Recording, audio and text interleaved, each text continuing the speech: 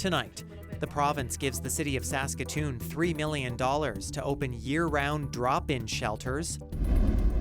Here we go. Ground finally breaks on a long-awaited Regina neighborhood. Here's leg moving and he scores! And the Saskatoon Blades hope this will be the year they win their first ever WHL title.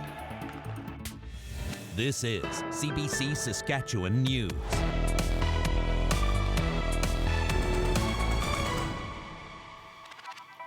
It is Thursday, September 18th, and the CBC Saskatchewan News starts right now. I'm Ethan Williams. Thank you for joining us. More money from the province is on the way to Saskatoon to help the city's homeless population. And as Jeremy Warren reports, it is hoped the funding will be put to use sooner rather than later. Homelessness is increasing in our city, and we are not getting in front of it. What are we going to do differently? This is different. Saskatoon Mayor Cynthia Block says the city won't be scrambling to open warming shelters this winter. The provincial government is giving the city $3 million to fund year-round drop-in centres. Block says this lays the groundwork for long-term solutions. This is making sure that at the start, we at least make sure that everyone has a safe place to be. And part of that announcement today means that we are moving forward with our winter warming plan because we know we'll have 365 days a year. We don't have to talk about winter warming or summer warming. How the money gets spent hasn't been decided. The province says it's working with the city and service providers to figure it out. This money is on top of the province's $40 million homelessness plan. It's opening complex needs shelters in Saskatoon, Regina, and Prince Albert. A permanent emergency shelter is open in Regina and in the works for the other two cities. The province says there needs to be a range of options for vulnerable people to seek help. So there's a multifaceted of investments, quite honestly, that are being made to meet people where they are and provide the supports that we can. But you need to start somewhere. And you start with people that are already homeless today or don't have a place to call home today. Last winter, Saskatoon opened 2 emergency warming centres, one at the Saskatoon Indian and Métis Friendship Centre, the other at St. Mary's Parish. Those didn't open until late November. Summer drop-in centres at Station 20 West and White Buffalo Youth Lodge will close at the end of October. The city wants to have the new year-round spaces open by then. Jeremy Warren, CBC News, Saskatoon. In Regina, shovels are finally in the ground for a new neighborhood. City Council approved the Coopertown neighborhood back in 2017, but the site has sat empty for years. Katie Swires has the latest. Welcome to Coopertown, a community by dream. This North End Regina neighborhood has been years in the making. Starting in 2015, the first of over 34,000 people will begin to call Coopertown home. Now, in 2025, construction is finally starting. Dream Developments bought the land back in 2013, but the planned community has been caught up in red tape and delays. There was a sign that said Coopertown coming soon, and it degraded. That sign was also frequently vandalized before it was lost to the elements. Regina City Council approved the planned community 8 years ago, but the developer says it needed significant infrastructure upgrades before construction could begin, and that's what caused the long delay. City of Regina, as a community, has some challenges with sanitary capacity. So really what it took was the city council agreeing to put in a large lift station that the mayor mentioned, and that will provide the capacity for us to start the development. Without the city agreeing to front the $60 million cost of that infrastructure, Carlston says they would not have moved forward. Construction begins on Friday, but only a portion of the neighborhood will be built for now. Yeah, incredibly important that we move quickly on this. It is. We were seeing a decline in our housing stock, and so we need to get houses built. We need houses available so people actually have somewhere to move to. Coopertown will be home to roughly 36,000 people by the time it's constructed, larger than the city of Moose Jaw and likely the largest neighborhood ever built in Saskatchewan. But Dream says it won't be fully completed for another 30 years.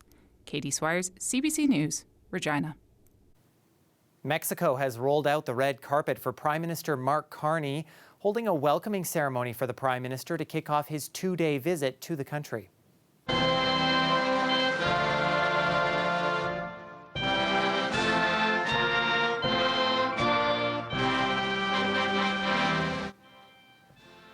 Carney hopes to strengthen ties and expand trade between Canada and Mexico.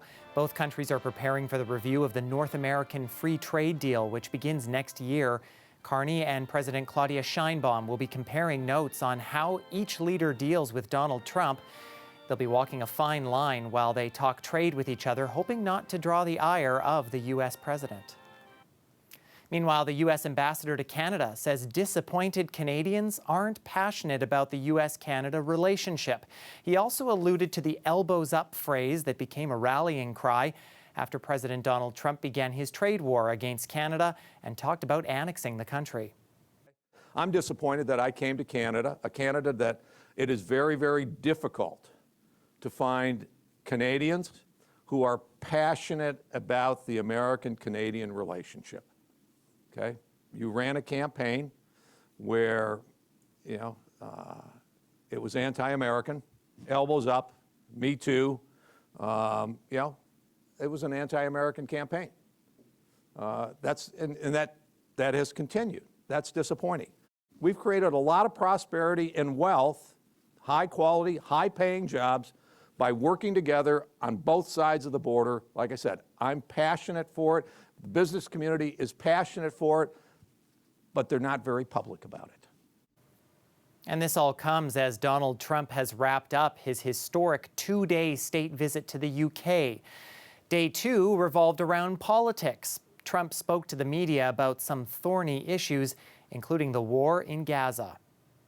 We have to have the hostages back immediately. That's what the people of Israel want. They want them back, and we want the fighting to stop, and it's going to stop.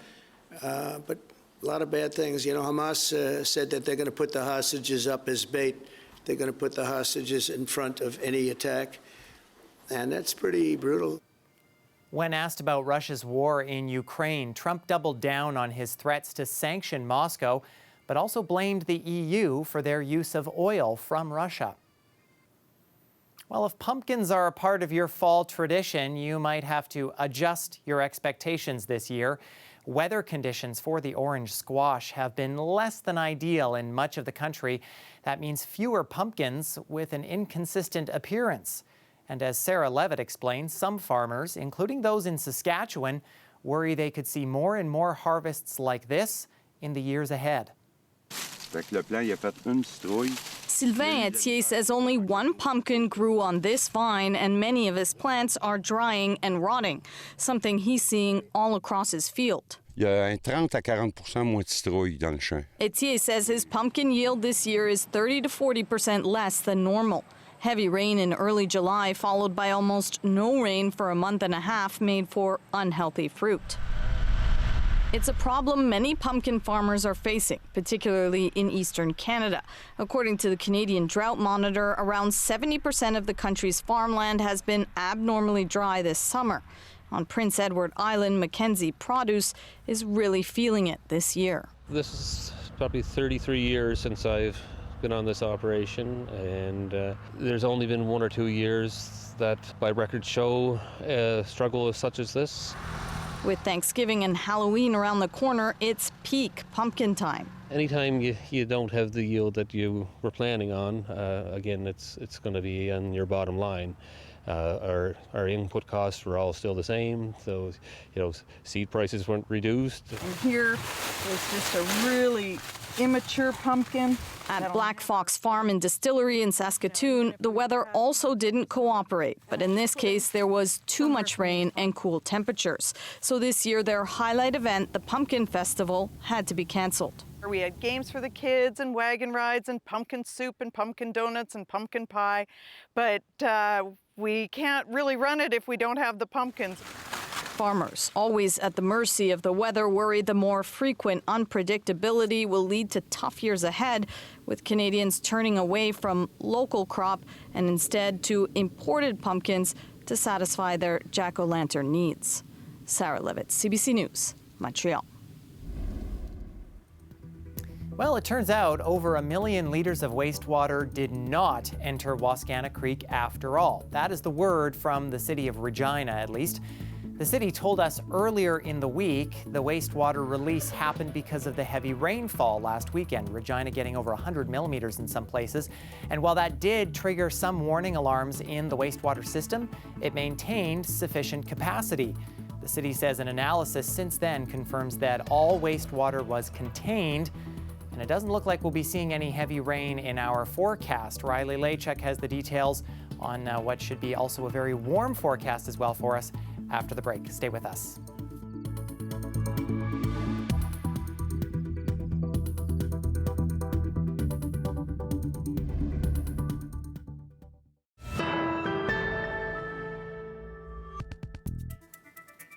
Well, it is the best time of the year for Saskatchewan hockey fans. The Western Hockey League season is set to kick off this weekend. Our next stop is a visit to the Saskatoon Blades. And as Dan Plaster shows us, the team is on a quest for their first ever WHL title. I think that there's a ton of excitement around our group. They feel it, I feel it. Now we just have to get to work. Here's Lang moving and he scores! Excitement is brewing in Saskatoon. The Blades were one of the youngest teams in the 2024-25 season and were a goal away from winning the East Division title.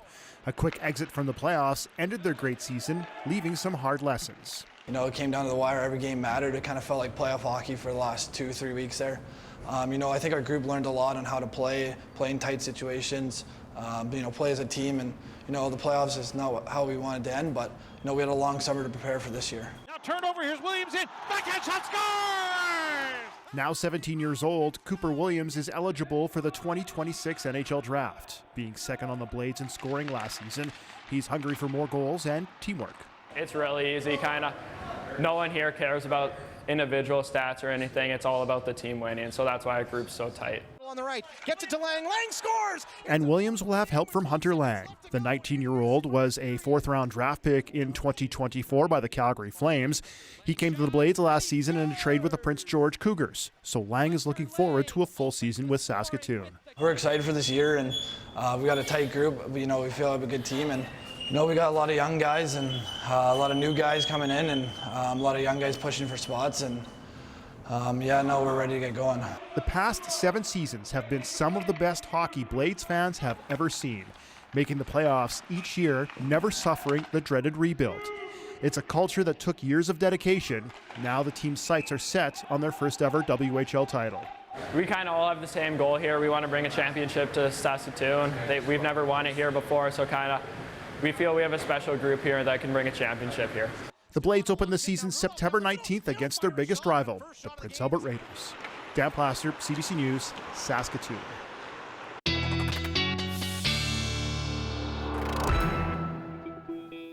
Well, of course, we've enjoyed a real nice run of some warm weather, definitely not feeling like hockey weather across the province. That has come to a bit of an end, though, Thursday.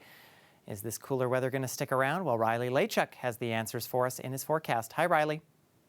All right, another decent dying day of summer, Ethan, as we got through the afternoon hours.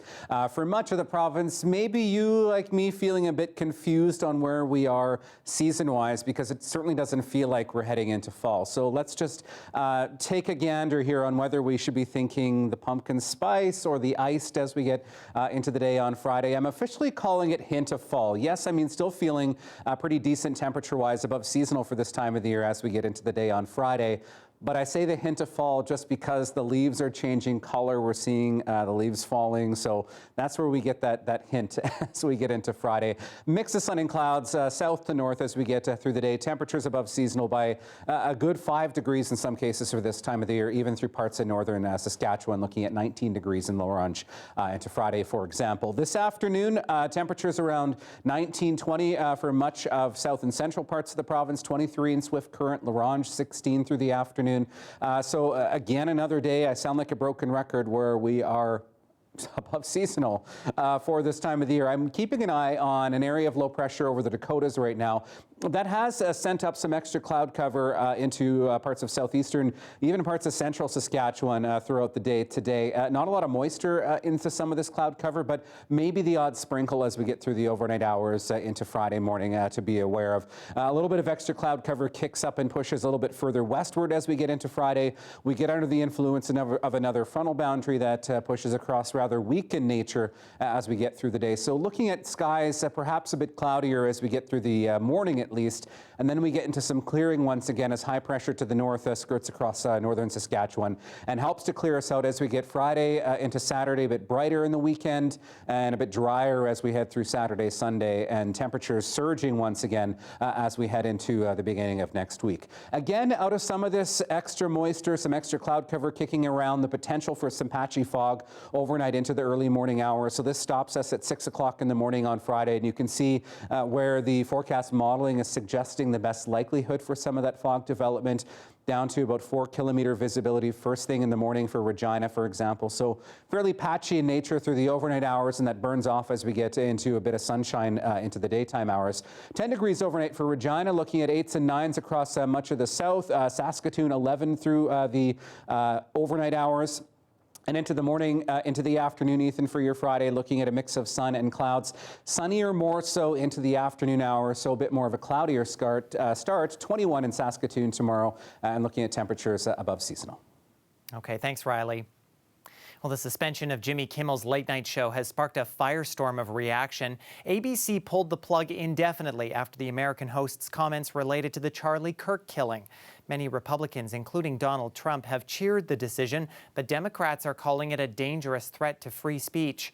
Karina Roman has the latest from Washington. We're still trying to wrap our heads around the senseless murder of the popular podcaster. And Senate Democrats say this is a classic move of a despot, that President Donald Trump had a chance to bring the nation together after Charlie Kirk was killed, and instead is using the tragedy to double down on targeting and silencing his critics.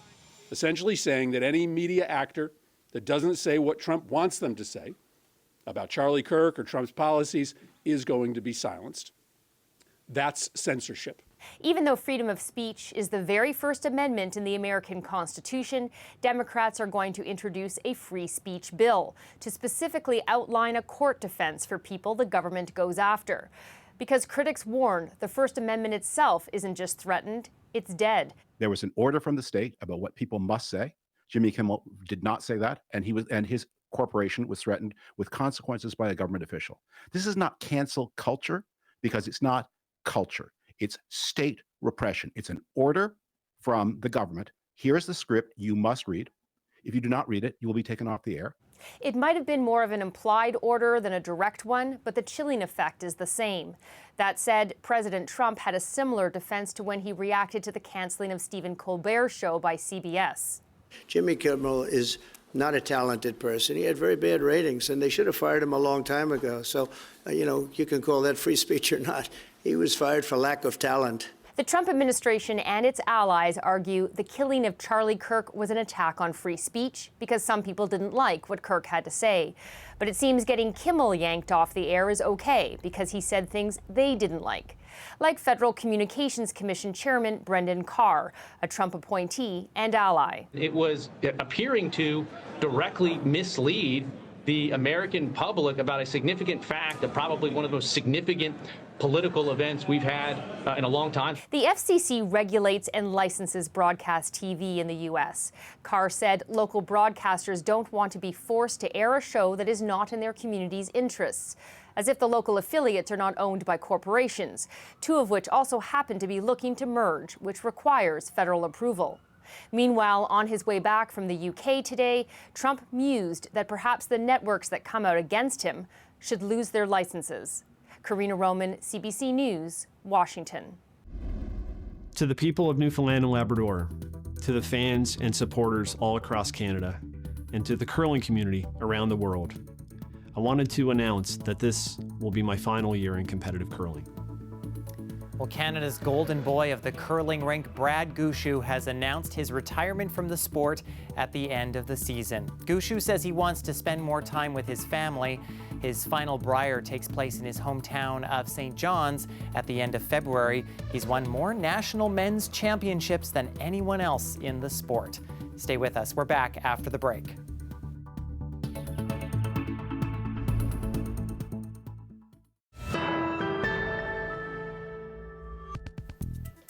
Welcome back. Canada's women's rugby team is just 2 wins away from being crowned champions of the Rugby World Cup in England. They are facing the defending New Zealand team on Friday in the semi-final, and if they win, it'll be their first World Cup final appearance since 2014. We caught up with the only player from Saskatchewan on the team about the big game. Each game we just keep getting better and better, so we're like hitting our peak performance, which is super exciting. The only difficult thing is it's a 6-day turnaround, so making sure that the bodies are right and the mental capacities are back on track with our energy levels. But in terms of playing in New Zealand, we're not like stressed, we're not worried about it. It's a team we've faced and we just have to bring out our best game. This tournament coming, we have so many different options, so many tools in our toolbox that we can throw out when we need to. We've had a lot more preparation before, which has been awesome. Like, we've already been together for 2 months. We've been, week in, week out, just like working alongside of each other on and off the pitch. A lot of people always say like North Americans are really good athletes, so we always have that like underneath us, regardless of anything that happens in the game. We're like beyond athletic abilities like than any team, so it's pretty cool to have that as well.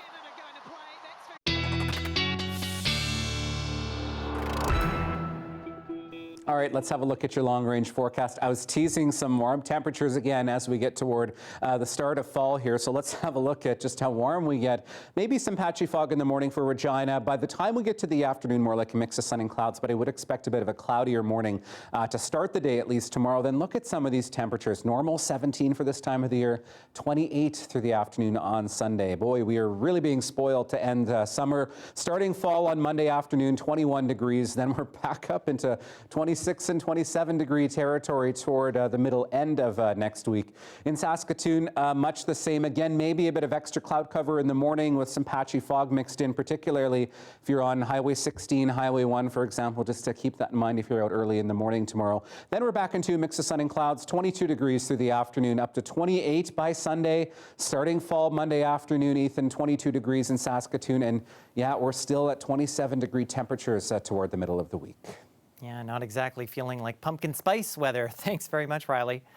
And that is our news for this Thursday. For more news anytime, you can always head to cbc.ca/sask or subscribe to the CBC Saskatchewan YouTube channel. And you can also download the CBC News app on your smartphone or tablet. Thanks so much for watching.